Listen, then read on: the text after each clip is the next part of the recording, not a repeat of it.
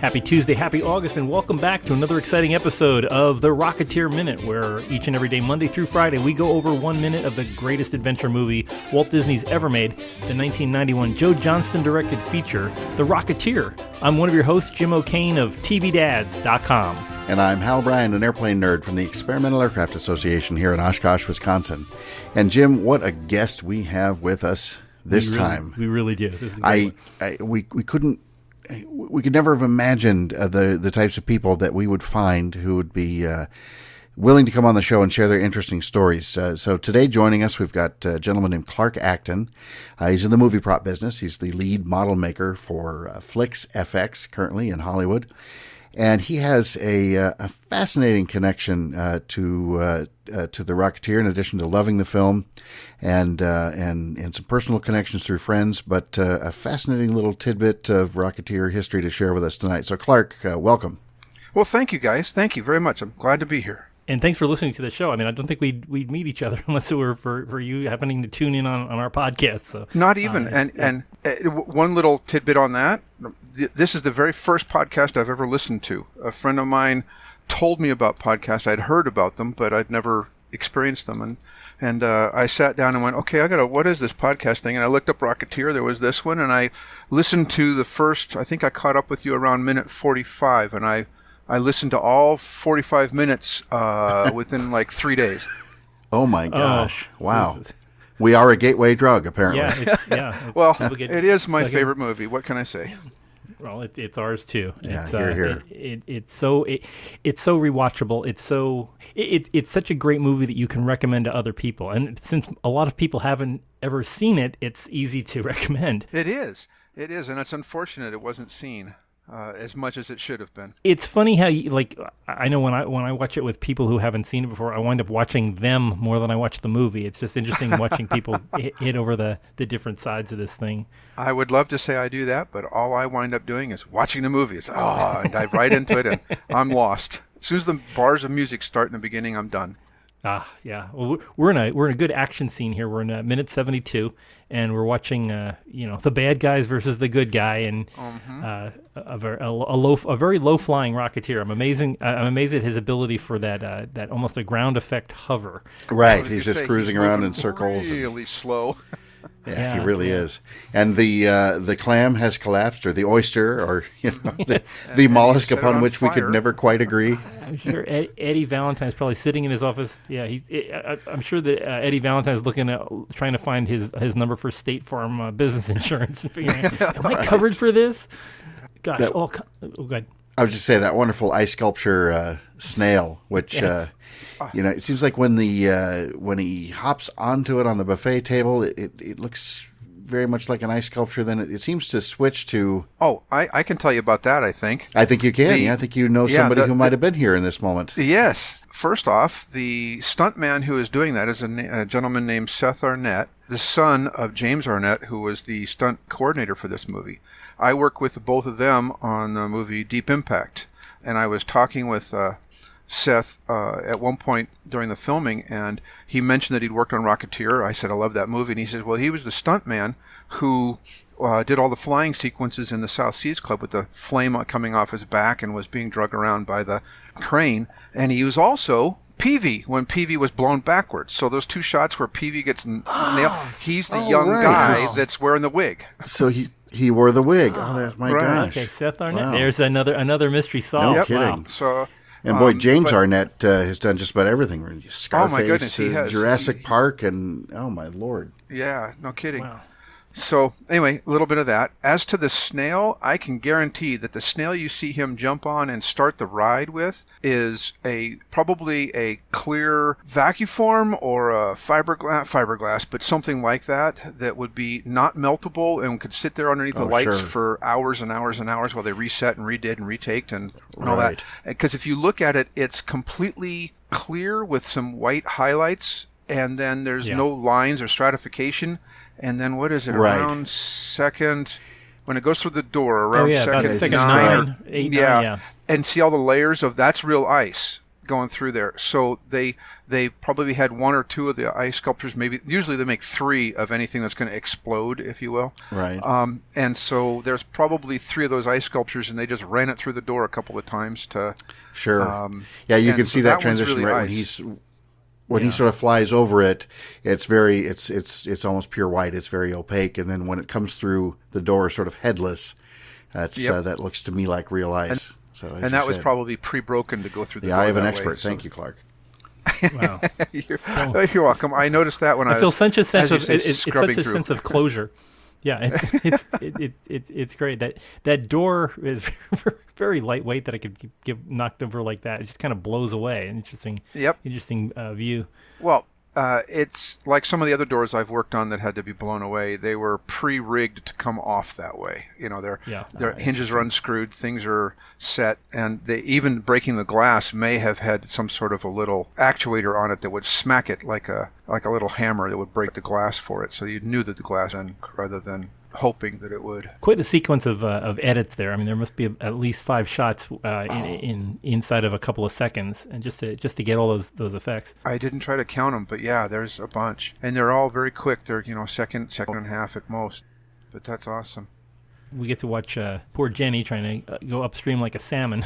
With all the crowd of extras running behind her. I keep wondering how many of those caricatures Mike Bruno has in his collection. I was just looking at the characters going... Brown Derby style. They look like the ones from Hamburger Hamlet, if you've ever been in there. Yeah, that's right. Yeah, and they have a bunch of those kinds of characters on the Hamburger Hamlets, and I'm thinking there might be copies of those, but I can't see any of them with enough clarity to actually determine who they are. But I'm sure, based on the rest of the movie, that they're all 20s and 30s actors. And I would not be stretching too far to think that Dave Stevens had a hand in them. I wouldn't either, although I don't know. I mean, I know he worked very diligently on them, was there for a lot of the production, but I don't know. You can't see it, so you can't see the hand that's on the drawings, so it's hard to tell. Yeah, it seems to be very, as we've talked in the past, Dave Stevens painted. We're gonna talk about some other things that he had painted, but there are different signs and things that are coming up where he actually had nothing else to do, so he sat down and he actually became a set builder. And I would not doubt that he was part of this. I wouldn't doubt it either. There was a lot of drawings there, so very cool. Beautiful lighting too. Although I do like the all the sconces and the different lighting works that we're seeing. We're seeing the as the Rocketeer is circling the place, there's a lot of we don't really get a clear view of a lot of the things, but there's so many different props, everything from the golden net on the ceiling to all the clamshells behind the bandstands and things like that. It's just amazing. Then of course you've got Neville, the most amazing shot in the world, taking the Tommy gun and just cutting all those ropes so that the net collapses. That's a little bit of a Hollywood help. Yeah. Yes, that was exactly. Not very easy at all. Certainly not something you can do sort of shooting almost from the hip as he is. But hey, never noticed he was that James before. Bond before this, right? Yeah, he was. He was indeed. Just at the point, yeah. A small little aside. He was also Prince. What was his name in the Flash Gordon? Prince... Oh, Prince Baron, yeah. Prince Baron, right. Baron. I have one of the Hawkman helmets from that movie. Wow. Totally unrelated to this at all, but just small connection to Timothy Dalton. I love Timothy Dalton in Flash Gordon. I keep thinking...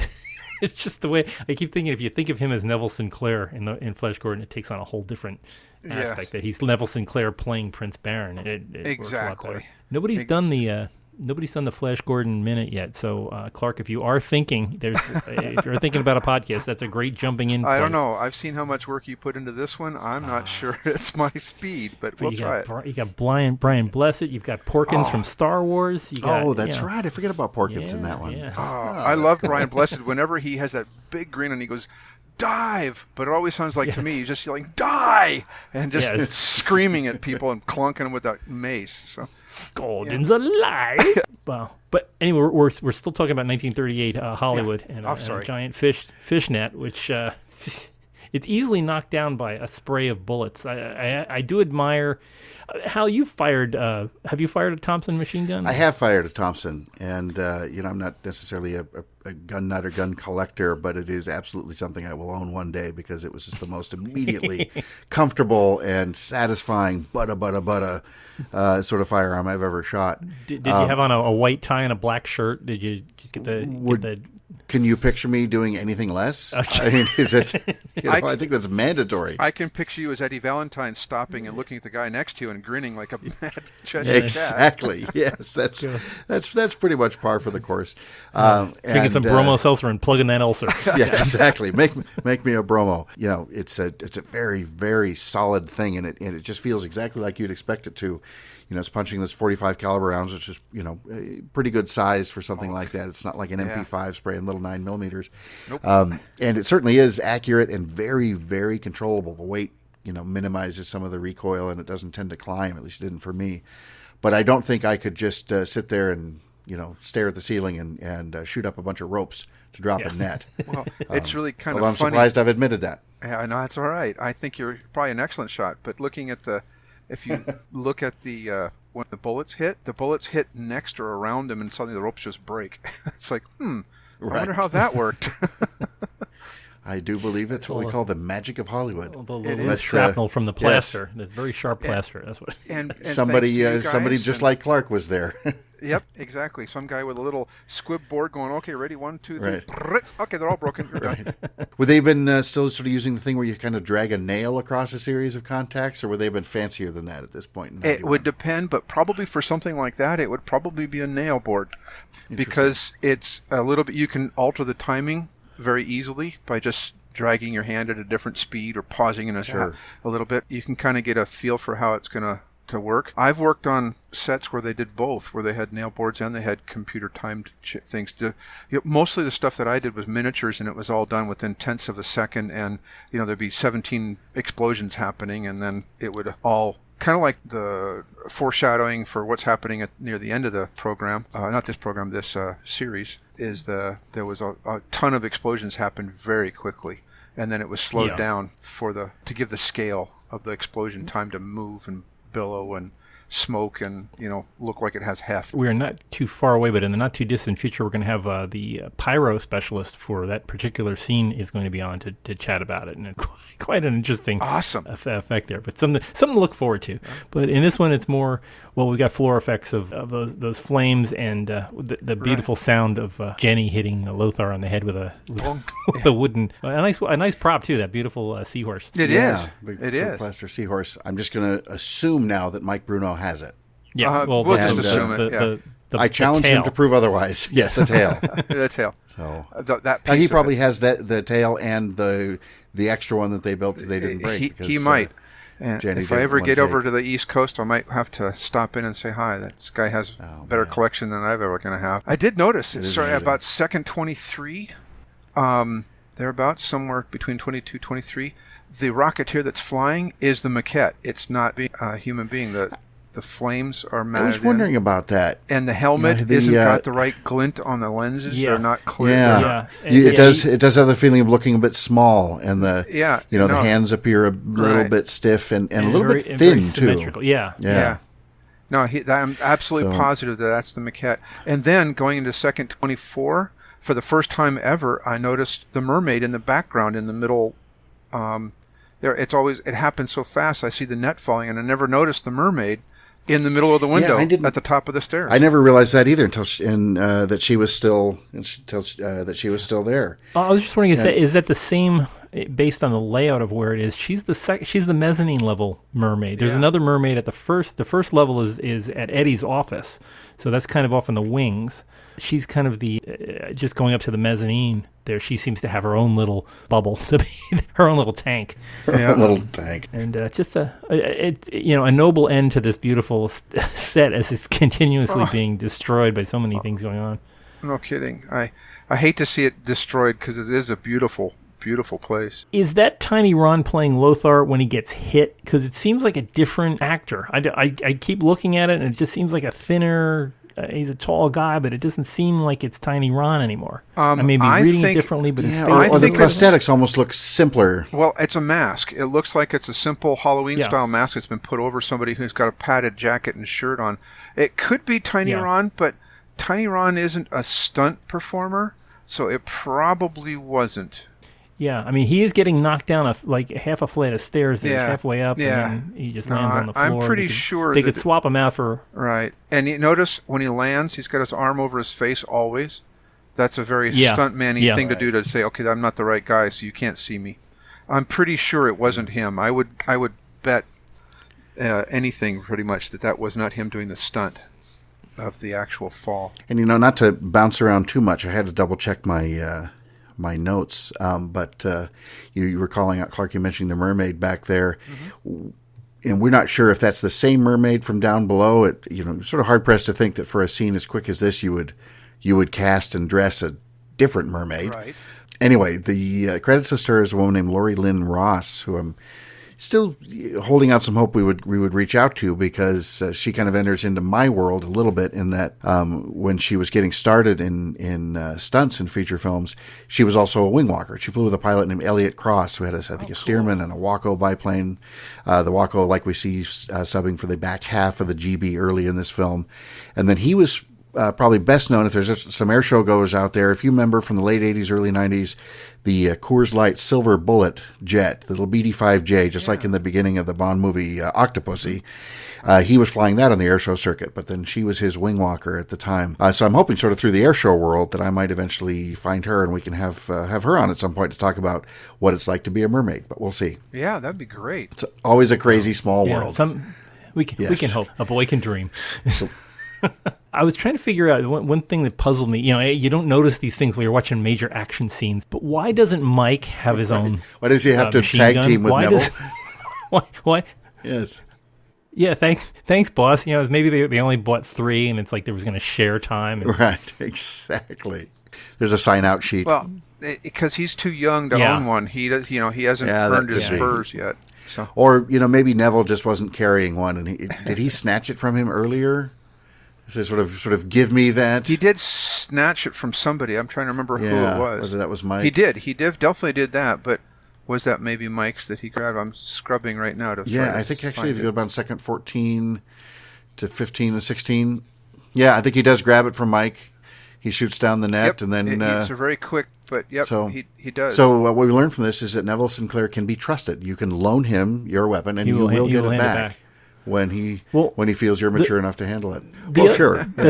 After he shoots the ropes and stuff, and shows that you how amazing it's done. marksmanship. The thing that I always noticed was, since all of these guys were at the Bulldog Cafe, Peavy was right. You didn't need to fly there. He could have taken a cab. They all got there about the same time. Right, he really was only did. slightly behind him. But Cliff got there in style. Yeah, it Yeah, was about he had 5 enough time minutes, to right? hide his rocket pack and then put his rocket pack back on. Totally got there in style. Yeah. So you had some involvement in an interesting kind of tangential piece of Rocketeer history. You constructed something back in this time frame, the early 90s, that I think you should tell us a little bit about. Okay. Yeah, I did. I wound up building a backpack for a company called, I believe it was Nova Logic. Turned out to be a backpack for a PC game called The Rocketeer. And it was a backpack that they wanted for the bad guy, the protagonist. It shows up at the end, I guess. I actually never played the game because I never had a computer it worked on. But I built a helmet and a backpack over a weekend, if I remember correctly, because they were running a really short deadline. And I gave it to them sometime around the end of April in 91. They were trying to get the game done just shortly, around July, so it could come out when the movie was out. Because I think the movie came out in June. So it was really, really cool to work on that, because after the movie came out, it was like, wow, I actually kind of worked on it a little bit. And when I went and delivered the backpack to the office, the helmet and the backpack that I made, they had sitting there a Rocketeer backpack and helmet, a hero helmet and hero backpack from the movie, which I got to pick up and play with for a few minutes. And unfortunately, I didn't have a camera, didn't know about the movie, what it was really about at the time, or the fact that I was going to fall in love with it and have it be my favorite movie of all time, or I would have taken 1,000 pictures and asked a whole bunch more questions. And the helmet, the hero helmet that I got to hold, turned out to be from a scene I think was never shown. It might have been filmed, but it was not included in the movie, because the on the top of the Rocketeer's helmet had a bullet graze in it, very similar to the bullet hole that was the ricochet that was picked up when they were in the top of the the ricochet onto the rocket bag. They were covered up with gum when he went flying. Yeah, but this was an actual little graze in the helmet, and it was actually very purposeful. It wasn't a dent or a chip in it, because a little partial piece of tubing had been glued in and feathered in to make it look like the metal had been folded and bent over. That was kind of cool. So I always wondered what scene wasn't included that was made for, because it was definitely a hero helmet. It was patterned on the inside and was really crisply painted, and it wasn't a stuntman's helmet. It wasn't a throwaway piece or very peripheral or made out of rubber or anything. We are planning on having one of the screenwriters on, Danny Bilson, so that Hal, you might want to make a note to ask. Yeah. Explain yourself here. Yeah, we're going to have to ask him about that. And interestingly enough, Danny Bilson has done more in the gaming world actually than he has in the movie world. Wow. Yeah, he worked on a bunch of the Bond, the James Bond type. Right, he worked on a lot of those, and in fact, he and I have some mutual colleagues back from my time at Microsoft in the entertainment and simulation software space. So crazy small world. Funny, you mentioned Nova Logic. They were the developers. Disney, of course, was the publisher. And I remember Nova Logic not only for the Rocketeer, which I did have and play, but also for a title called Comanche. And then some people out there might remember that. I actually played Comanche. Mid-90s, I guess? Yeah. Okay. One of the first really sort of fun and engaging and pretty graphically good to look at for the time helicopter combat type simulators. Yeah. A lot of fun stuff to do there. Interestingly enough, and I, take this with a grain of salt, because, we should always look carefully at any sort of sites we visit where you might run any kind of executable software. But there is a site called myabandonware.com, and you can actually go there. You can play the Rocketeer game right in your browser. Oh, very cool. I will do that now. Well, goodbye, Clark. So we'll see. It's out there. So, okay, well, yes, we'll listen to Clark play. And Clark, please describe the game as you're playing. Very pixelated. But anyway, I thought that was kind of interesting. So anybody out there wants to give it a try, again, make sure you're sort of this. My spidey sense tells me this is a respectable site. This isn't Pirate Bay or something like that. But still, keep your firewalls on and your malware detectors going and your antivirus stuff just in case. But take a look at it and give the game a try. Yeah, I will. Thanks. I always wanted to play it, but I just never had a computer that it would work on. It was either too old or too new. I don't know which, but it was a problem. But I have a couple of different copies of the game in my collection. I've got the Nintendo games in my collection. I don't even own the Nintendo systems, but I have the games. Did the NES titles, were they Nova Logic as well, or was it sort of the same title just ported to different platforms? Or for some reason I was thinking the PC version was a completely different title altogether. As far as I know, the PC version was different, and the Nintendo ones were done in Japan. They were completely different, but I don't know that. That's what I thought, and I remember the Nintendo ones as being sort of your typical side-scrolling sort of thing, whereas the PC version had a little bit of depth to it. You'd get sort of an oblique angle and fly the airplanes around the pylons and some of that sort of thing. I believe you're correct. Very cool. I've never played them because I just never could, but I looked at lots of screenshots and things, and I don't remember them being very similar. Let's see, South Seas Club. I do have a South Seas Club menu that I picked up some years ago. Maybe I can send you guys a picture of that. I'm going to see what I can do. Yeah. Or you could send it to me, and I will send you a picture back. Oh, that'd be awesome. I'm just going to put that out there. That is. You are Here, such Clark, a giver. I promise. I'll take you a picture of it, just with my nice shiny iPhone. I have no shame, none whatsoever. And I'm right there with you. I would love to see a good close-up look at it. Our motto here at the Rocketeer Minute is always, well, the worst thing they could do is say no. Exactly. And we're still waiting for that cease and desist letter from Jennifer Connelly, suitable for framing. Yeah, she hasn't said no yet, so hope springs eternal. I'm hoping she'll be on the show. I have to point out, aren't we all? Someday. So never give up. We'll see. We might have a special episode 110. We'll see what happens. I can't help but notice on second 51 of this particular minute that Eddie Valentine doesn't seem very enthusiastic about shooting the guy. He's just kind of like, yeah, I'll hold a pistol and I'll just... Yeah, Spanish Johnny and Mike are kind of into it. It's great, too. You know, when you scrub starting second 49-ish or so, you see Cliff turning and, you know, getting that dramatic look off to the sort of the right of the frame, then right into the camera to let us know we need to look at something. And then as you scrub it, you know, these four guys, it's, sorry for the weirdly obscure reference, but it's like watching the Beatles come down the stairs in Magical Mystery Tour. They're perfectly in sync. They're all just sort of marching together. And one of them's got a different color carnation. Exactly. So that's McCartney over there. And, you know, in the white jackets and everything. But it's almost like they're, you know, when you scrub through it, it's like they're on rails. It's perfectly choreographed. But you're right, Jim. You know, Sorvino, you shoot one guy in a rocket pack, you've shot them all. Spanish Johnny's ready to actually shoot. He's ready to go. He's the one who looks like he's ready. He's not, you know, he's not necessarily going to be aiming, sighting all that well, but at least he's got it pointed in roughly the right direction. And Mike on the end just looks suspicious. He's probably telling himself, this time I'm not going to close my eyes while I'm shooting. Right, exactly. Well, we do have to have a moment's pause for that poor burning clam. It's a mollusk. And by burning clam, Jim means burning oyster. We are never going to agree on this. I'm still going with it. It's a shame. It was such a lovely thing, and Melora was standing on it. Yeah, Melora Hardin came up and out of it, and now it's on fire. Actually, the background's on fire. It doesn't look like it's the background's on fire. That's true. It's not, is it? No. So there's Mike may have it in. That might be a 3-piece sectional at Mike's house. I was going to say, or that's the master bedroom at the Bruno household. And Mike, if you're listening, we love you, buddy. I hope you understand that we are just all the love going your direction and admiration. Yes, exactly. Yes. Someday when he opens up Rocketeer Land, I will go. Yes, I will buy the first ticket through that place. Have to point out the stained glass at the up in the cupola of the ceiling. Uh-huh. Yes, I didn't notice until watching this particular minute scrubbing through. I'd never noticed all the seahorses. I've never noticed. There's motif 5 there. seahorses and 5 mollusks, shall we pearls. say? Yes, with the pearls. Some shells, yes, with some the shells of some pearls. sort. It's just a beautiful little thing, and the ocean waves forming the outer part of the. And that whole pardon the expression again, that scalloped edging around the far outside of it that's backlit. It's like a mandala. It's just kind of a fractal repetition there that just is beautiful. It is just gorgeous. My symbol for my company, I run a separate software company, is a seahorse. Because I was a single dad for a number of years, and seahorse is kind of the sign for single dad. So every time I would get seahorse jewelry and stuffed animals and things like that sent to me by friends and things. So it's just kind of like, oh gosh, a movie with seahorses in it. So it's just kind of a. And I'm always reminded. I went to an aquarium with my wife and me with a couple of friends of ours, and.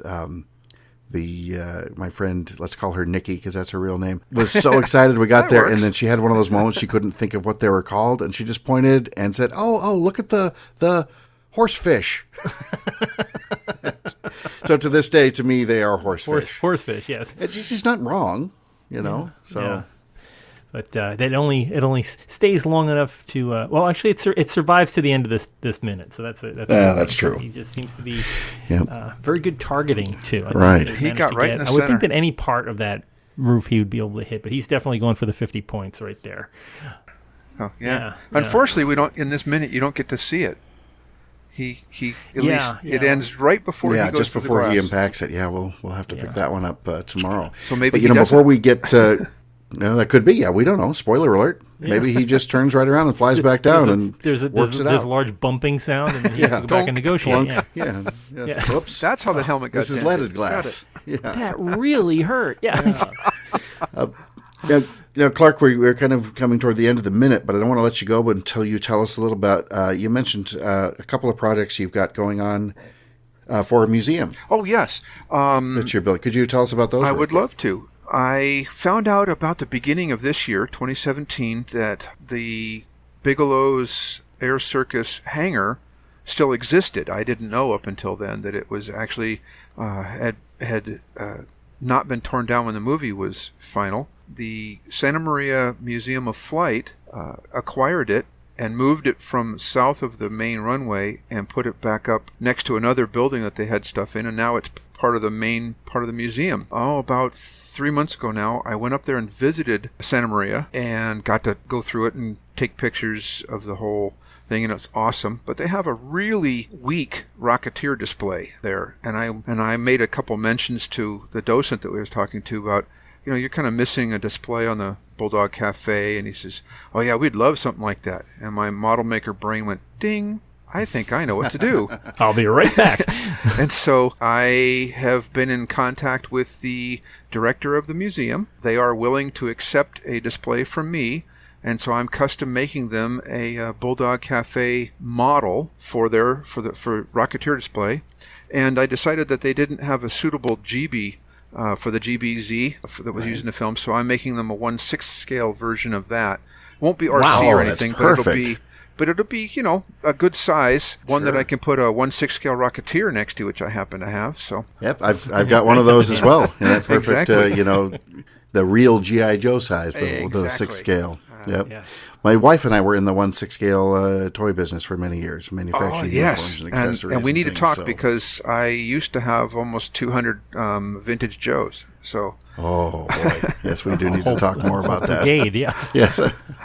Coming up next on the Toys We Wish We Still Had minute. Oh yes, oh yes. Well, and this is all pre-adventure team, not the. Oh no, I had both. Good. I had painted hair. I grew up with the 64s, so it's yes. So did I. So painted heads, but then I was young enough to get into the fuzz heads, but then by the time they went 3 3/4 inch, I said, "What is this? Yeah. What is this tiny piece of plastic? This American is not Girls GI Joe." Yeah. Yes, GI Joe is 12 inches tall. Exactly. Yeah. And once I know we're in the GI Joe minute now, but once GI Joe hit 1976 and he became Super Joe and he started fighting dinosaurs, that was the end of it. I think done and done. Yep. If his fingers wouldn't fit in an M16, you didn't want him. Nope. Yeah. Exactly. No kung fu grip. Yeah. Okay. Well, let's turn back. Let's turn back. We've definitely gone off the dirt road here, and we'll much as I'd love to talk about this some more. So people can visit your. When do you plan on? I'm working on it right now. As a matter of fact, I contacted not the production designer, but the set designer for the show, and I got blueprints for the Bulldog Cafe. So really, I just received those from him. I don't know if I should mention his name on the air so people hound him or not. I don't know, but you can look him up on IMDb, so I guess it's okay. Anyway. John Berger, he is currently working. He was going to Atlanta, I think it was, to work on a movie, but he sent me the scans of the plans, so I've got those in hand. I also found out from him that people can purchase a book that contains them. And the book is, let me see, I got to open it up. There are some of the plans that are actually scanned in the book, and the book is called Designer Drafting for the Entertainment World by Patricia Woodbridge. Really? Yeah, and it's film, theater, television, trade shows, amusement parks, virtual scenery, and CAD stuff. And it's all about designing sets and the drafting of it. But within it, they actually use some of the Bulldog Cafe blueprints and put them in there. So there's 3 or 4 of them in that book. Wow. So I found that to be quite interesting. I bought a copy of the book, and then I got my copies of the blueprints. So I'm well on the way to building this Bulldog Cafe model, and it will be 1/24th scale. That is very cool. I should have that done in about a year, as my guess. So it'll be about the size of a Bulldog. It will. Actually, the cookie jar that you guys have talked about, that Bulldog Cafe is, that cookie jar is slightly smaller than 1/24th scale, so it will be a little bit bigger than that cookie jar if you've seen one or have one. Okay. Well, I've seen pictures of one, but I'm sure Hal will have one by the time this airs. I have one on my counter with cookies in it, no less. So. Wow. Sorry. That's amazing. See, it's things like this that just makes your heart just swell, doesn't it? And go look at my Facebook page. You should see what my daughter made me for my my birthday. Oh, my goodness. It's a tiny little snow shaker, custom made with a Rocketeer figure in it. So how cool is that? Wow. That's fantastic. It is. Exciting times. Wow. Well, we do have to draw it to a close because I think people are going to be running. No. This is fantastic. You guys all this day. has been terrific. We may have you back on a later minute, so I would love to come back. Thank you. Keep your microphones clear. We'll do this again. But thanks so much, Clark, for being on the show. It's always great. I mean, the thing that Hal and I are most impressed by in this whole thing is we never expected to meet so many different people who share a love of this movie, and I think through our show, a lot of people who didn't know about each other are finding out. This is like a Lonely Hearts Clubs for confounded. If I fans. can tell you another quick story, I don't want to make this minute go on forever, but it is Rocketeer related. The Bulldog Cafe, the actual original set that was built up in Valencia, I have found out literally last Monday night, less than a week ago, that some friends of mine who I've known for many years were on the set construction company, and they were some of the guys that actually took it apart when the movie wrapped, and they took it apart, cut it up into pieces, marked the pieces, took pictures of it, and it was put on a truck and sent to Florida. So the Bulldog Cafe that was on the MGM Disney backlot tour was the Bulldog Cafe from the movie. It just didn't have the interior pieces put back in it. Interesting. So that does finally confirm that. That's really good to know. Yeah. Another piece of the puzzle. Exactly. But I've talked to those guys for probably the last 20 years and never mentioned the Rocketeer until I mentioned this podcast, and suddenly, poop, I found out that they worked on it too. Wow. Bringing hearts and minds together, that's us. Yes, exactly. It's a crazy small world. This is an awesome podcast. Thank you, gentlemen, for putting forth the effort and time to do it. I appreciate it as a fan of the movie and also just as a general consumer of the airwaves. It's awesome. Well, thanks for listening. Tell your friends. Absolutely. I have been. Yes, I know, and we appreciate that very much. We really, I've never seen anything more gobsmacking than the number of people that we get these messages from people, and it's like, really, you know about this, and you know about, and you were connected to this or that, and Hal and I are just dumbfounded at the end of just about every episode. And this, I think, after this episode, we're going to be going, "Whoa!" So, yes, this has just been amazing, and we're absolutely incredible. And we've got dozens more episodes to come. So who knows what's going to happen? Again, thanks for being on the show. For people who'd like to join in on the conversation, we are always available in multitudes of social media. You can find us out on Twitter, of course, Rocketeer Minute. You can find us on Facebook at facebook.com/Rocketeer Minute. The big old website at rocketeerminute.com, where you can find previous episodes. Future episodes are going to be landing there too. Get on with us on a subscription at iTunes or Google Play with just typing in Rocketeer Minute and hitting the subscribe button when we show up. As we were saying, Clark is a great guest, and we've got lots of great guests coming in the future. Tomorrow we've got a very, I would say, an unusual guest, Hal, don't you think? I mean, we're going to talk a little bit about... I think that's a fair assessment, sure. Yeah, okay. Although I don't know if we have such a thing as a usual guest, other that's than maybe true. Billy. Everything's unusual. This guy happens to have a specific training in things. So we'll just leave you teased with that. Yeah. So tune in on Wednesday's show tomorrow, and enjoy as we're going into August. Enjoy this next month of the Rocketeer Minute. So listen, until next time, over and out.